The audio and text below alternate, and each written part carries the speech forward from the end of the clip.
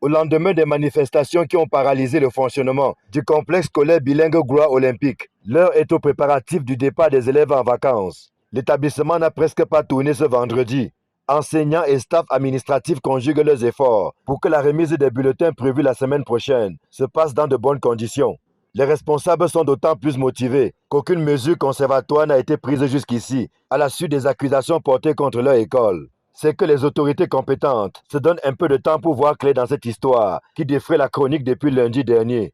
Pour établir, pour faire quelque chose, je dois être certain que effectivement c'est ce qui s'est passé. Parce que si je pose certains actes et demain on dit que c'est faux, je serai aussi dans les problèmes parce que nous sommes dans un état de droit. La justice est pour tout le monde et le Cameroun est un état de droit. Donc faites confiance à la justice de votre état et faites confiance aux officiers de police judiciaire qui sont sous le dossier. Donc le temps là, ce n'est pas beaucoup de jours. Donc il faut être patient.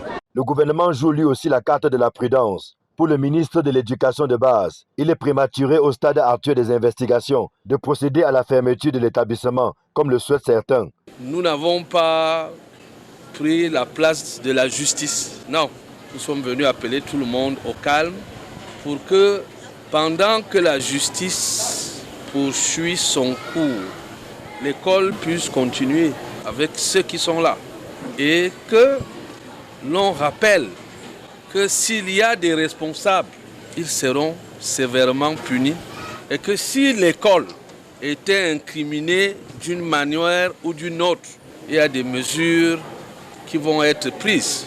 Le Cameroun est gouverné, la justice fera son chemin et nous aurons à la fin les résultats de ces enquêtes-là.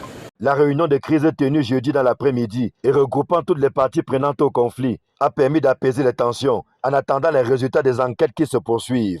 Rappelons que d'un côté, il y a la famille de la petite Joyce Nawal qui croit Dieu comme fer que leur fille a été sexuellement abusée au sein de l'école. Et en face, on a les responsables de l'établissement qui battent en brèche ces accusations qu'ils qualifient d'allégations mensongères. Dans cette logique, chacun des camps a porté plainte contre l'autre. Il revient donc aux enquêteurs, sur la base des éléments produits par les deux parties, de trancher cette affaire qui divise l'opinion et qui a suscité le 28 mai une mobilisation populaire devant le complexe scolaire Gloire Olympique. Aucune communication officielle n'ayant été faite jusqu'ici sur la situation des personnes interpellées dans le cadre de ces manifestations. Il nous est difficile de savoir si elles ont été relâchées ou pas.